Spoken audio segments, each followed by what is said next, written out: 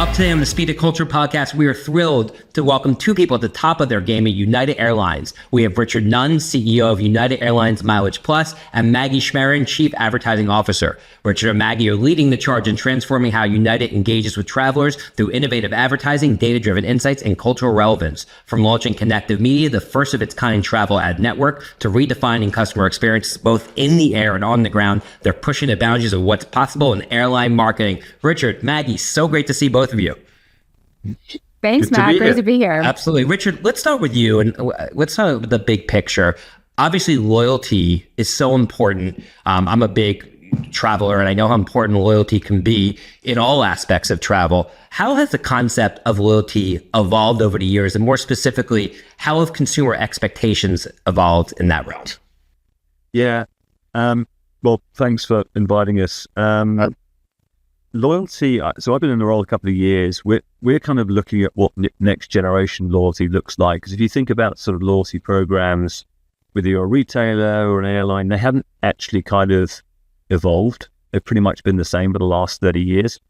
But ultimately at its core, driven by data and a better understanding of the individual. So we've now created a United ID graph, which is important. So that's one aspect. Secondly, technology. Whether that's kind of core ad tech technology or new emerging AI-based technology. And then that will enable a world where we can move into hyper-personalization across all our digital channels. By better understanding like who that individual is and be more probabilistic in terms of at the start of the year, they want to go skiing in a backpack holiday in the summer and a flop on a beach in October and the fall. How can we join the dots of inspiration through content that we create, through the amazing stuff that Maggie's team talks about from destination and all the social content that gets created to our digital hemispheres, new content about 3 perfect days, the destinations, and then start tapping into their MileagePlus account. How many miles have they got? How can we curate packages together? So that friction point of I've got a bunch of miles and I want to go on a specific date and time. Oh, damn it, I can't because the flight's busy, right? That becomes a friction. So we're looking at how we better join the dots internally and then better understand the consumer and our customer and then start packaging things up with a bow for what they want to do and all the experiences they want to do in the future. So that's kind of where we're going and we're on that journey. We're not there yet, just to be clear, but that's how we're redefining what loyalty looks like for our customers. Yeah, I mean, I think you touched on a lot of points there, one of which is hyper-personalization, right? And I do believe AI is unlocking that because in the past, they said data was the new oil, but you really couldn't use it that easily. You would have reams of data that were in databases that you couldn't easily access. But now with AI, you could essentially take a lot of information that you've pulled together and enriched on a user, whether what their favorite sports team is, when their birthday is, if they have children, where they work. And all of a sudden, you can really start to customize your offering to them, both in terms of the in-flight experience, but of course, relative to loyalty, that I would think could be really powerful over time. Yeah, 100%. And I obviously we're in a fortunate position where we work for an airline and we can go off wherever we wish around the world. And now, even if it's a weekend away or a week's holiday, I'm going to South Africa and Cape Town in the fall. And I literally went to ChatGPT. I said, I'm going for 7 nights. This is what I want to do. I want to do tabletop mountains, culture, some restaurants, a beach, this, that, and the other. It gave me a full itinerary of like a full day for 7 days, which hotels, which restaurants to go to. Now that's great for inspiration. Now, how do you then execute that in a frictionless way rather than having to go to all these different websites to execute? That's the world that I want to kind of move into. So we own, because the first point in the travel is booking the flight. So how can we create the curation of content and execute around that? So it's pretty exciting.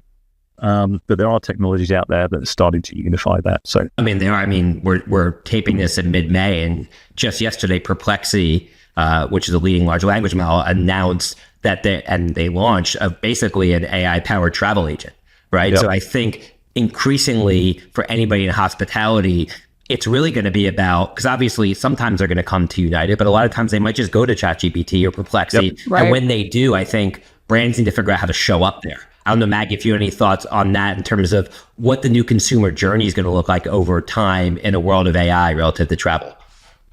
Well, I think you're exactly right. It's been interesting. We've figured out a lot over the last couple of years, what type of travel inspiration and information can we best provide our customers?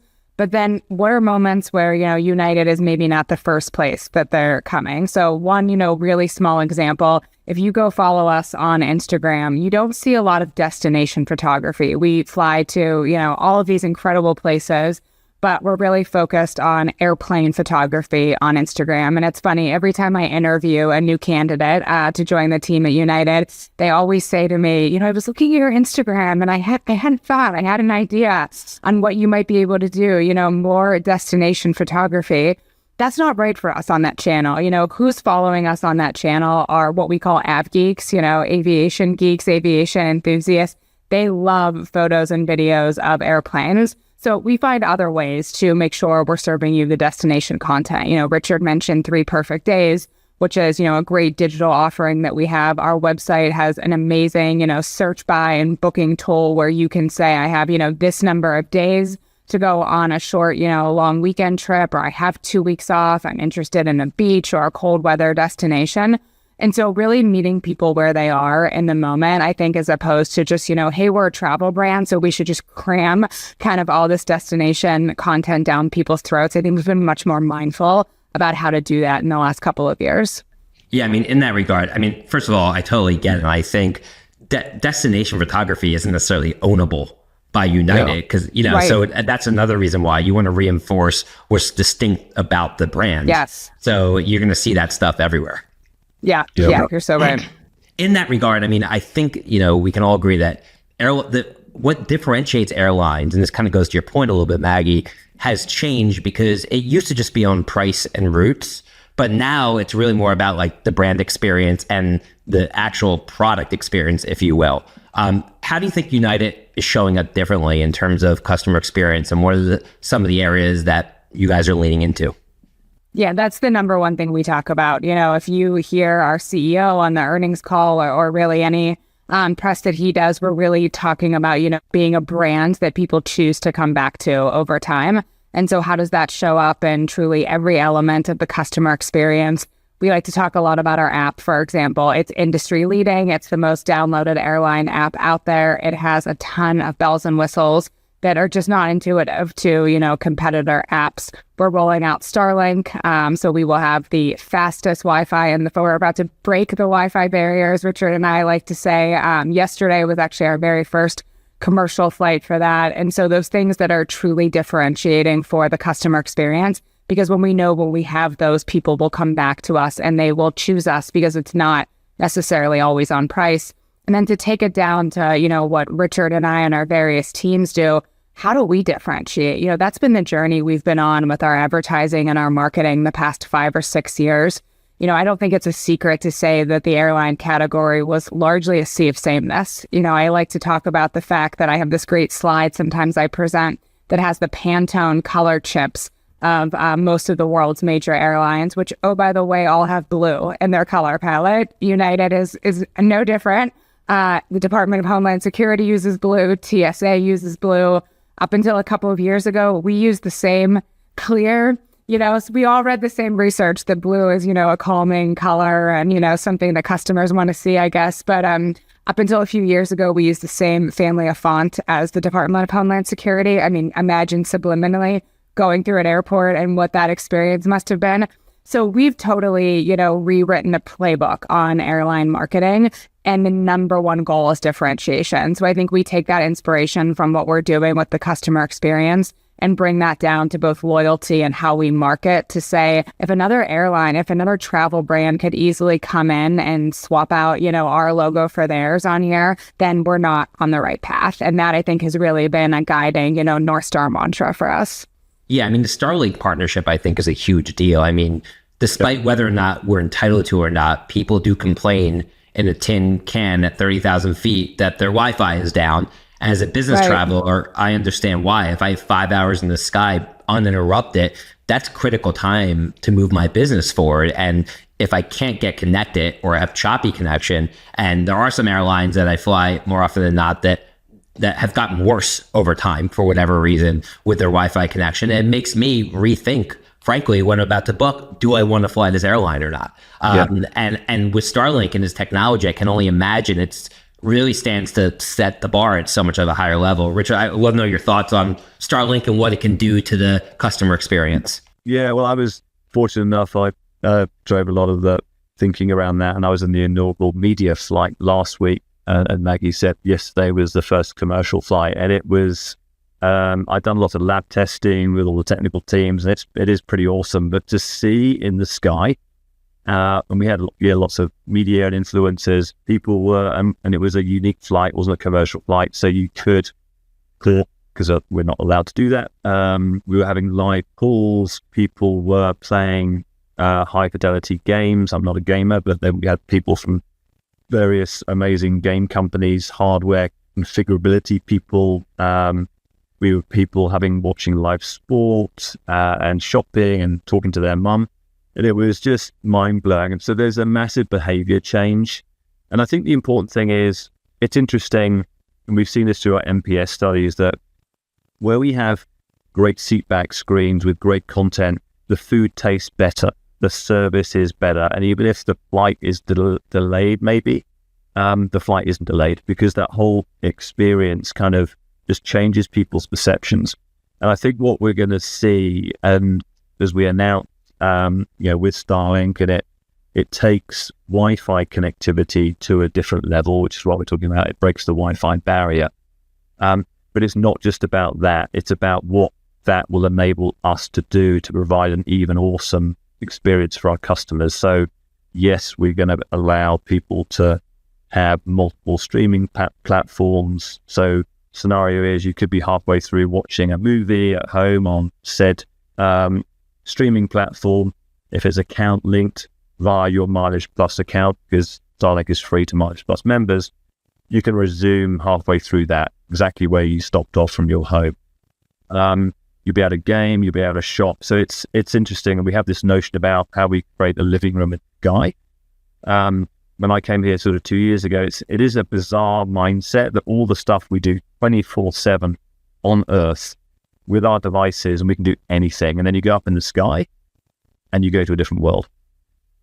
So yes, it has to be about awesome connectivity, which Starlink is the best player in town. It's like 5 or 6 years ahead of anyone out there due to its tech. But it's what that's now going to enable us to do, which is going to take customer experience in flight to a different level. And the quality of feedback we've had, Maggie, I was saying some stuff this morning on some tweets that people have putting out on the first commercial flight. I mean, you can see it now. I'm really excited that this is rolling out at speed. We're doing about 40 planes a month. So at the end of the year, we'll have all our regional jets enabled. So it's exciting. It's really super. You guys planning on tagging that in your messaging? So if I'm searching for a flight on United, I'll know if it's Starlink enabled or not? Yeah. So we've got a comms program that it's great when you do a certain fleet type, because but clearly if something's gone wrong and you have to change the tail number out. But yeah, we from a pre-comms perspective to say get ready to be checking in tomorrow, that flight's going to be Starlink enabled. So we are doing that on the comms side. Just really quickly, the coolest story I heard from that media flight that Richard was on, it happened to be the day that the new Pope was announced. And it happened to be right as the plane was taking off. And, you're not going to lose that time anymore. Now you have to wait until you're above 10,000 feet. You will be able to connect gate to gate. And you think about business travelers, oftentimes they're, people that have, loyalty at a level where they get to board first. So they're seated on that plane sometimes for 45 minutes. And, if you're in a Dreamliner, if you're in a composite aircraft type, sometimes your texts start going through when you're on the ground. So you're losing all of that time as well. And so to be able to work gate to gate, not kind of have that, 30 minutes when you're taxiing. And the new Pope was announced, literally as the plane was flying above the skies of Chicago, which turns out where he's from. So that was just some awesome feedback that I heard from people to really show, just how reliable it is. Obviously fast, but I think the reliability, once people really experience the gate-to-gate aspect, is going to be amazing. Yeah, I mean, so I flew an airline that wasn't United to CES in Las Vegas, and you have a bunch of Wi-Fi data hungry travelers, and it just didn't work. It broke the system. So often the routes where Wi-Fi is most needed right now is where it works the least, just because of bandwidth issues. So it's bandwidth issues, and without getting super technical, but Starlink technology is called LEOs, low Earth orbit satellites, versus GEOs, which are a damn sight higher. So even across the states, that's exactly the issue that people face, because it goes from satellite down and up, whereas LEO's obviously lower, and they go from satellite to satellite. So you're not going to get that uninterrupted service, even over the US alone when you go Pacific and places like that, because Starlink is global. But yeah, no, it's exciting. So United has a global media network called Connective Media, which I imagine is built to help partners reach, your passengers in the right place at the right time. Talk to me about that network and how it's evolved over time and what the vision is for it moving forward. Yeah, thanks. Well, we're almost, with CAM coming up next month, we're almost at our 1 year anniversary, which I can't quite believe. But yeah, the just taking a half a step back, this was predicated on, back to what I sort of mentioned earlier, that we have a huge customer base. It's the sort of the biggest, best airline in the world. We've now created our own unique identity graph. So if we flew 174 people in 2024, we've got about 111 million unique IDs. That's an audience of scale. And then we talk about getting to a more personalized world of messaging from United, messaging from our partners, and then now messaging from brands and advertisers who want to get in front of our audiences. So what we've done, we've enabled all of that. We've enabled it across all our digital channels, and it's great. And I think the response we've had back, and when we launched last June, and you've all heard about retail media, that's massive now emerging into kind of commerce media and all the various verticals that are now playing in this game, predicated by high fidelity quality first party data, which we have. It was important for us. Yes, we're an airline, so yes, the default would be we'd be pretty awesome at all things travel. But it was important when we launched that because of the digital channels we have, from our .com to our app, to someone sitting in our club, to gate information displays, to the awesome experience in the sky and beyond, and at home, that we can enable multiple verticals, not just in the travel vertical. So luxury brands, auto, finance. And that's a very different play to retail. Retail plays very well in the CPG vertical. It's very hard for them to break out into multiple verticals. See, a Kroger or a retailer doesn't sell cars, right? It may sell financial product, but, what sort of depth and breadth. So that was important that we expanded across verticals. And then the last point was that we can play both in the brand game, brand-based advertising, well as performance. And that differentiates again to retail. So it's gone great. We're sort of fully enabled with all the team. It's been a fantastic first year. Great case studies, great reception from the market. And we've got a pretty exciting kind of roadmap in year two.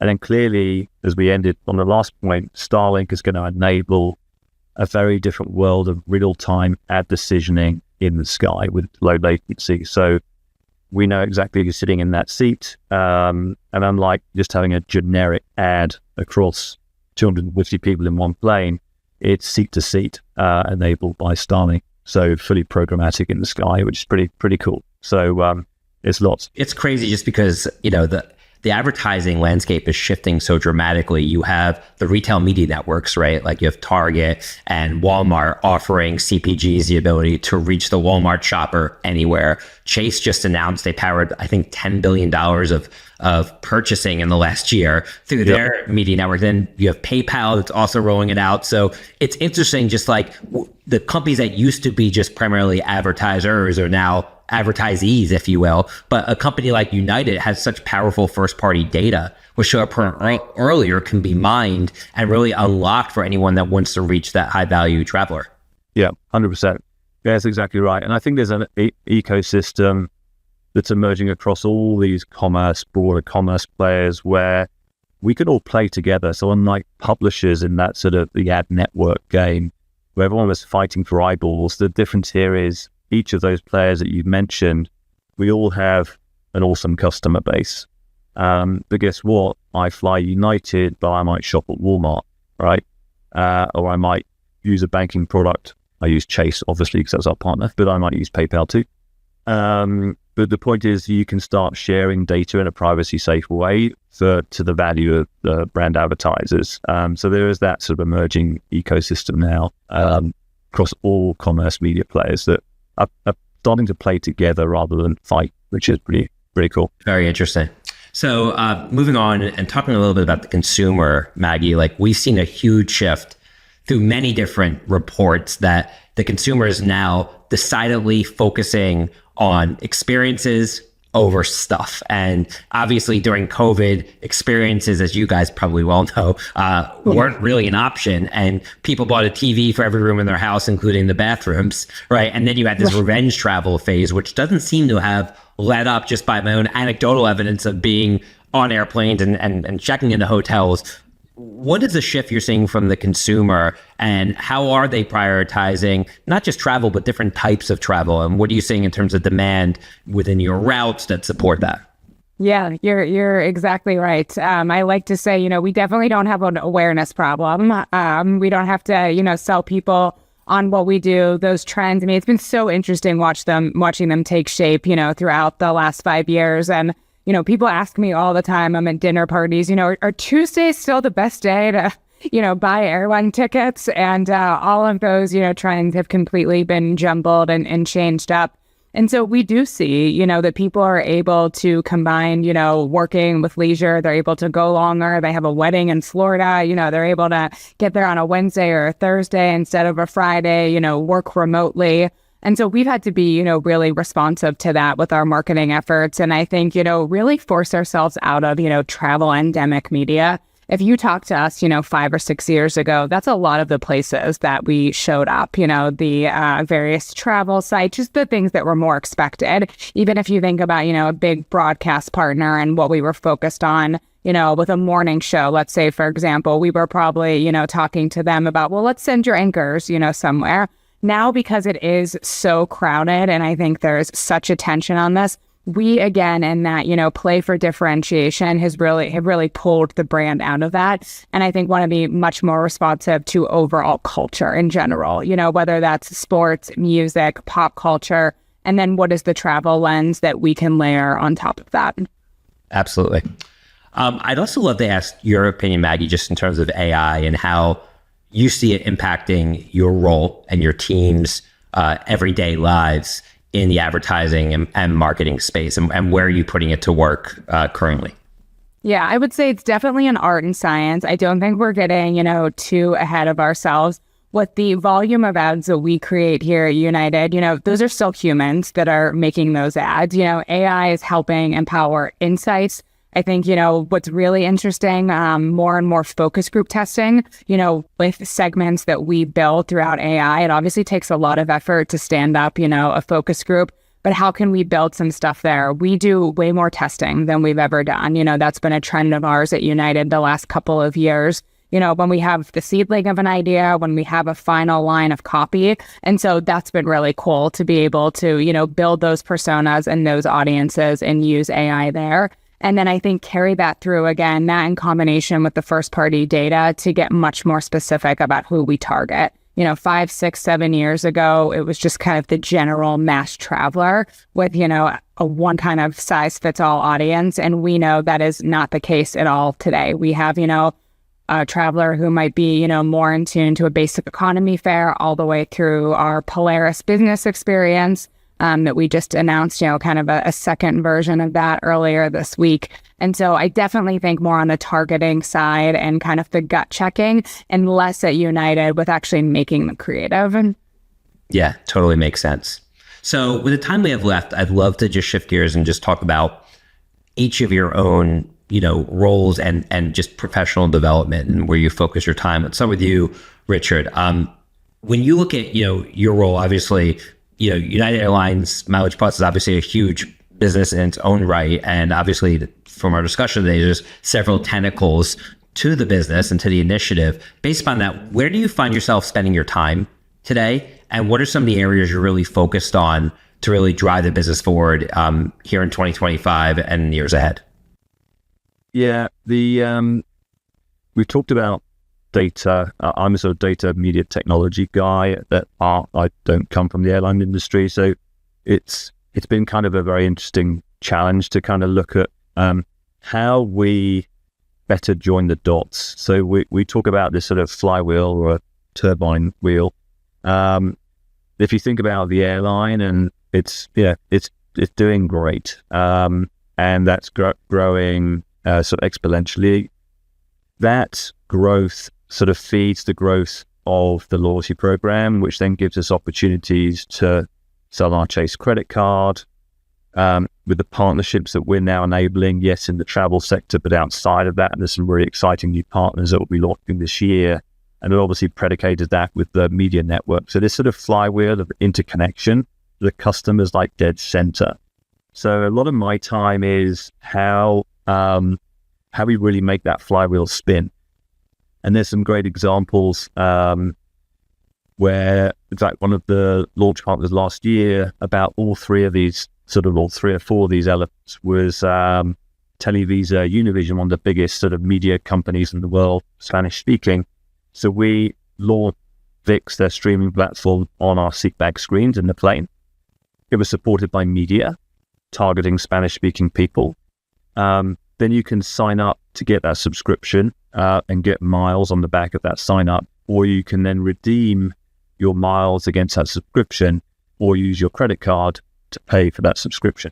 So that touches all parts of the airline. So what we're finding is a lot of these emerging, whether it's a media relationship, partner relationship, our banking relationship, and the core airline, how can we enhance that overall customer experience for our customer in many, many ways? Yes, driven by data, technology, great new technology such as Starlink. So that's where we're trying to sort of drive that big flywheel effect. That's where I spend a lot of my time. So touching a lot of those businesses in many different ways.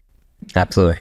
And Maggie, from your perspective, obviously, the notion of advertising has changed so much over the years. I know you have background in PR and working on the agency side, et cetera. Yeah. Like, how has brand building and marketing generally changed over time? And what do you think the skill sets are needed for the modern CMO to be able to remain relevant today? Yeah, great question. It's something I spend a lot of time thinking about. I get a little bit, allergic, and I start to itch a little bit when people talk about the glory days of Madison Avenue and they kind of evangelize Don Draper and that era.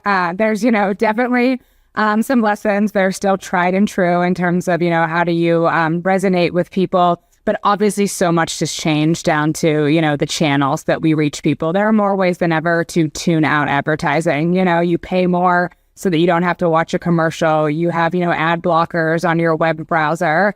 And so how do we show up in a way that you can't ignore? Oftentimes that's inserting yourselves in the actual content itself, like getting out of what feels like a traditional ad. I think the best example that we might have of that at United is our sponsorship of Wrexham, which, people know as Ryan Reynolds and Rob McElhenney's team. We are the front of jersey sponsor. Season 4 just launched actually yesterday of the Hulu show Welcome to Wrexham. You cannot ignore us. We are running around, all episode. It's great. Yeah, Emmy Award winning. So I think, and that's a good example. That's a club that's in Wales. We don't fly to Wales, even though we're the largest airline, in the world. And so that was an opportunity again to really tap into culture and what Ryan and Rob are doing and the massive footprints that they have on social. So I will say, a lot of what Richard was saying, I think, what his team does and what my team does really is relationship building. So we can move really quickly when there is this moment to say we can take advantage of something with, a partner that he might be talking to from a connective media side, or there's something happening in sports or culture that we can be responsive to. You can really only move fast because there's that baseline relationship that exists. So that's where I spend a lot of my time, ensuring that we are ready to go and we have the right connections and we really have our flag planted out there as a brand that, wants to do cool stuff and wants to move fast and isn't afraid to, take some opportunistic risks. Yeah, absolutely. So I guess to wrap up here, just to each of you, we have a lot of young listeners here on the Speed of Culture podcast. Just curious, we could start with you first, Richard. For somebody at the beginning stages of their career, just based upon your experience, what are some of the key skill sets you think need to be developed at early stages to end up in the C-suite one day, as both of you have managed to accomplish? Yeah, that's a good question. I think you can only answer that in hindsight. I started as I was a trained accountant originally, and look where I've ended up. I think my mantra that I learned relatively 8 to 10 years into my career was, and I started off in accountancy to media, and I echo exactly what Maggie said, things never change the same. So stay curious, take risks, keep learning is actually my mantra that I tell my kids, because things are only accelerating. So you've got to push yourself. We're now in this world of AI, and I think I was around when the first, internet actually was launched, then mobile phones. AI is like 100x a generational change to what we thought that was a pretty monstrous change. And in fact, I even remember as a kid having the first calculator, and my parents are saying, "That's outrageous, you're never going to learn how to understand math." So that's 4 iterations that I've seen in my lifetime, which is showing my age. But stay curious, take risk, learning is the mantra for me. And Maggie, from your end? Yeah, very similar. The learning doesn't stop when you graduate university. You have to be a student. You have to read. If there's work out there that you like, you see a Super Bowl commercial, find out the agency that did it, find out the CMO who did it. Start to develop that point of view in terms of, this is work that I gravitate to, or this was, a really interesting piece of tech, or how they went to market with a media buy. And, start to zone in and keep studying that. The other thing I always remind people, watch 60 Minutes every week. That was advice I got in my very first job. I think, it's still relevant. If you watch 60 Minutes, regardless of your age, your level, you're light years ahead of your peer set. It just makes you interesting. They cover good stuff on there. So I think you have to read and be a student of your own industry, but you have to be interesting beyond that, and know how to hold your own and, a conversation at a work function, at a social function. And so always be learning, always be reading. I love that.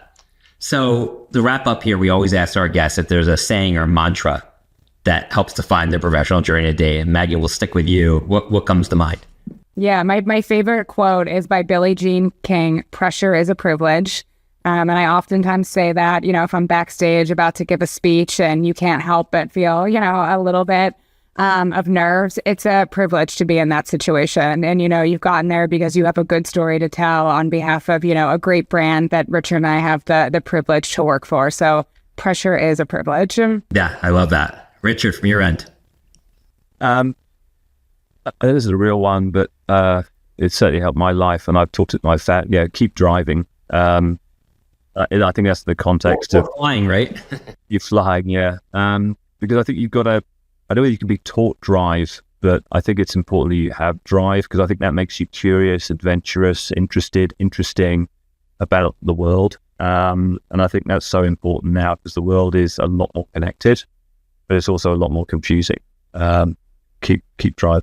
Yeah, I love that. And I'm really thankful for both of you guys to allow our audience to keep driving by sharing all your wisdom and insights today. And obviously, we're at the dawn of what will, I'm sure, be a huge travel season for United, and wishing both of you the best of luck with all your new launches and everything that's to come. So thanks so much for joining today. Thanks, Matt. Absolutely. Thank you. This was great. On behalf of Suzy and Edward team, thanks again to Richard Nunn, CEO of MileagePlus at United Airlines, and Maggie Schmerin, Chief Advertising Officer at United Airlines, for joining us today. Fly United this summer, and check out Starlink if you can. Be sure to subscribe, rate, and review the Speed of Culture podcast on your favorite podcast platform. Till next time, see you everyone. Take care. The Speed of Culture is brought to you by Suzy as part of the Adweek Podcast Network and Acast Creator Network. You can listen and subscribe to all Adweek's podcasts by visiting adweek.com/podcasts. To find out more about Suzy, head to Suzy.com. And make sure to search for The Speed of Culture in Apple Podcasts, Spotify, or anywhere else podcasts are found. Click follow so you don't miss out on any future episodes. On behalf of the team here at Suzy, thanks for listening.